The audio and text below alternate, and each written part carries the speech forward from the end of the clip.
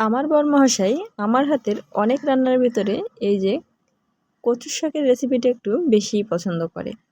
আমি তাকে যে ধরনের কচুর শাকই রান্না করে দেই না কেন, সে আমার হাতের কচুর শাক যেদিনই খাবে সেদিনই বলবে আজকে আমি অনেকগুলো ভাত খেয়েছি। সে বাজারে গেলে প্রায়শই এসব কচুর শাক কিন্তু বাড়িতে নিয়ে আসে। আজকে নিয়ে এসেছিল ছোট কচুর শাক বা গুঁড়ি কচুর শাক বলা হয় আমাদের অঞ্চলে। একদম পাতাগুলো কচি মোড়ানো মোড়ানো রয়েছে। পাতাগুলোকে আমি ভালোভাবে মেলে মেলে দেখে নিচ্ছি, যেহেতু বৃষ্টিকাল পোকামাকড় থাকতে পারে। ভালোভাবে শাকগুলোকে পরিষ্কার করে কেটে নিয়েছি। এবার এগুলোকে ধুয়ে একটা সাইডে জল ঝরাতে রেখে দেব। এবার আমি যে কড়াইতে রান্না করছি ওই কড়াইটা চুলার উপরে বসিয়ে নিয়েছি। দিয়ে দিচ্ছি কেটে ধুয়ে পরিষ্কার করে রাখা কচু শাকগুলোকে। এখানে কিন্তু আমি প্রথমে কোনো তেল দেইনি। তোমরা আবার ভাবতে পারো তেল ছাড়া রান্না, একদমই কিন্তু না।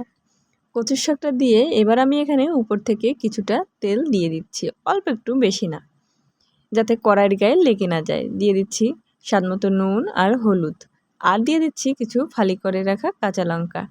এবার এটাকে আমি একটু মিশিয়ে নিচ্ছি, জাস্ট লবণ হলুদটা যাতে কচুর শাকের গায়ে লেগে যায়। আর কচুর শাকটা কিন্তু চুলার উপর দিলেই দেখবে নেতিয়ে এসেছে। একটা ঢাকা দিয়ে আমি কিছু সময় ঢেকে রেখে দেবো, যাতে কচুর শাকের যে নিজস্ব জলটা আছে ওটা বেরিয়ে শাকটা সিদ্ধ হয়ে যায়। 2-3 মিনিট পরে ঢাকাটা তুলে নেব। দেখো কচুর শাকটা দেখেই কিন্তু বোঝা যাচ্ছে এটা একদমই সিদ্ধ হয়ে গেছে, আর কিন্তু বেশি একটা রান্না করতে হবে না। এবার আমি এইভাবে কচুর শাকটা তুলে রেখে দিচ্ছি। কী ভাবছো রান্না হয়ে গেছে? একদমই না, আরও বাকি আছে, দেখতে থাকো।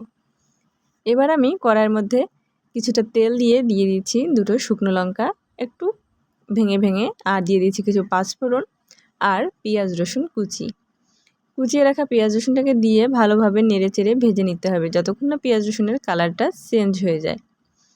পেঁয়াজ রসুনটা একটু ভাজা ভাজা করে নিচ্ছি আমি।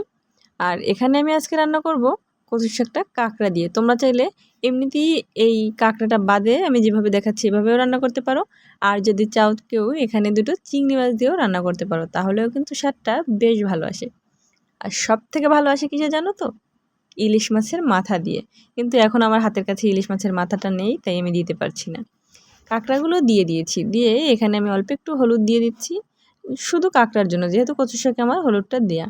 আর কাঁকড়া দিয়ে কিন্তু আমি বেশি ভাজবো না, বা কাঁকড়াটা ভাজলে ঘিলুটা মানে ভাজা হয়ে যায়, শক্ত হয়ে যায়, তাই আমি এখানে একটু জল দিয়ে দিচ্ছি। জলটা দিলে ঘিলুটা নরম থাকবে। ভালোভাবে কাঁকড়াটা কষিয়ে নিয়েছি। কাঁকড়াটার থেকে যখন তেল ছেড়ে দিয়েছে, ওই যে তুলে রেখেছিলাম কচুর শাকটা দিয়ে দিচ্ছি এর ভিতরে। ভালোভাবে নেড়ে চেড়ে কাঁকড়া আর পেঁয়াজ রসুনের সাথে মিশিয়ে নিচ্ছি। একটু সময় নিয়ে ভালোভাবে আস্তে আস্তে করে মিশিয়ে নিতে হবে। আর নামিয়ে রাখার পর যেহেতু একটু জলটা ছেড়ে দিয়েছে, জলটা যতক্ষণ আর না শুকায় ততক্ষণ কিন্তু আমাকে ভেজে নিতে হবে এভাবে নাড়িয়ে চাড়িয়ে। এবার আমি এখানে দিয়ে দেবো অল্প একটু জিরার গুঁড়া। শুকনো খোলায় তেলে জিরাটাকে আমি গুঁড়ি করে রেখেছিলাম, সেটাই আমি উপর থেকে একটু ছড়িয়ে দিয়েছি, জাস্ট, আর কিচ্ছু না। এবার আমি এটাকে ভালোভাবে নেড়ে চেড়ে আর কিছু সময় রেখে নামিয়ে নেব। ব্যাস, তৈরি হয়ে গেল মজাদার কচুর শাক ভাজি। তোমরা চাইলে এটা মাছের মাথা দিয়ে ট্রাই করে দেখতে পারো, খেতে কিন্তু অসাধারণ হয়। টাটা সবাইকে।